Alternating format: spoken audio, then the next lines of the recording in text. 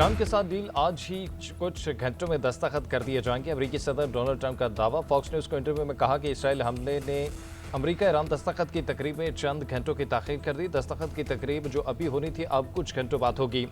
तयशुदा मुआहदा इतवार को भी शेड्यूल के मुताबिक आगे बढ़ रहा है। सदर ट्रंप इसराइल के लिबनान पर हमला करने पर शदीद बरहम।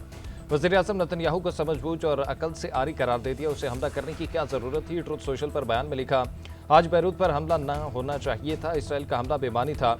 लेबनान पर अब मज़ीद हमले नहीं होने चाहिए। हिजबुल्लाह और ईरान भी इसराइल पर बमबारी न करे। फ़रीक़ैन को तहम्मुल का मुज़ाहरा करना चाहिए। ईरान से डील के बहुत करीब हैं। हमले से मुआहदे में खलल होगा। डील के बाद लेबनान समेत खित्ते में अमन होगा। जंग और मुज़ाकरात से मुतालिक तमाम फैसले सुप्रीम लीडर और सिक्योरिटी काउंसिल के हैं। फैसलों पर पाबंदी तमाम धड़ों के लिए लाजिम है। ईरानी सदर मसूद पज़ेश्कियान की मुल्क की आला मीडिया एग्जीक्यूटिव के साथ अहम और हंगामी मुलाकात में गुफ्तगू। मुज़ाकराती वक्त पर लगाए जाने वाले इल्ज़ामात अफसोसनाक करार दे दिए। कहा, हुकूमत ने सुप्रीम लीडर की हिदायत मुज़ाकरातकार का रास्ता अपनाने का फैसला किया था। हम मुआहदे से ईरानी मफादात का तहफ़्फ़ुज़ होगा। ईरान की मईशत को इस्तेहकाम हासिल होगा। हालिया हफ्तों में सफारतकारी के मुस्बत नताइज मिले।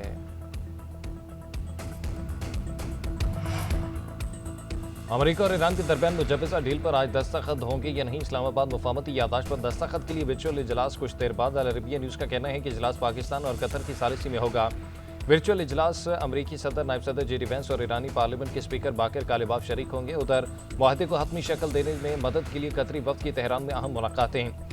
ईरानी न्यूज़ एजेंसी के मुताबिक मुआहदे के हवाले से अभी हतमी फैसला नहीं हुआ। दूसरी जानिब ईरानी वज़ारत ख़ारजा के तर्जुमान इसमाइल बकाई का कहना है कि इस्लामाबाद अकॉर्ड पर 1-2 दिन में दस्तखत हो सकते हैं।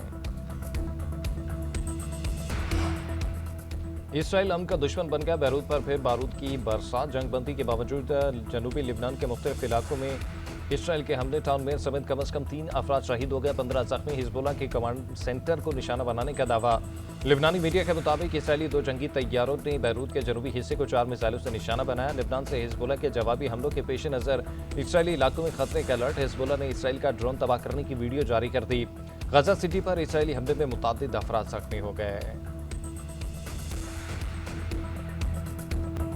अमेरिका मुआहदा चाहता है तो सिहोनी हुकूमत को लगाम डालें। इसराइल के लिबनान पर हमलों पर ईरान का शदीद रद्द-ए-अमल। बैरूत पर सिहोनी फौज के हमले का जवाब देने का ऐलान।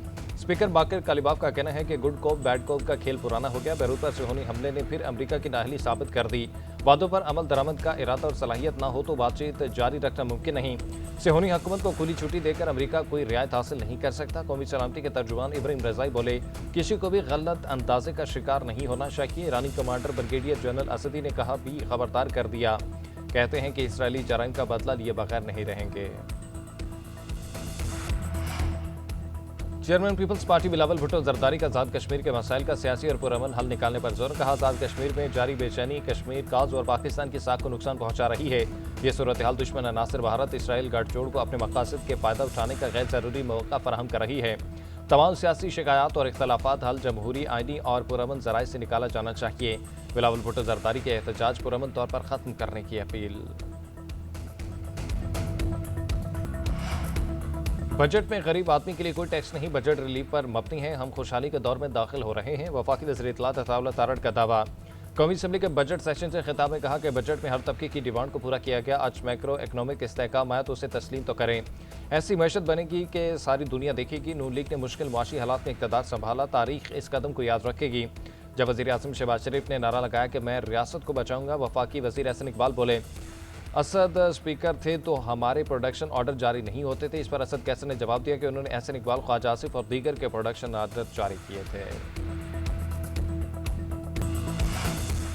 वज़ीर ख़ज़ाना मोहम्मद औरंगज़ेब ने कहा कि एफबीआर के फील्ड ऑफिसर से सारी पावर्स वापस ले रहे हैं। हमारी कोशिश है कि इंसानी मुदाखलत को कम से कम किया जाए।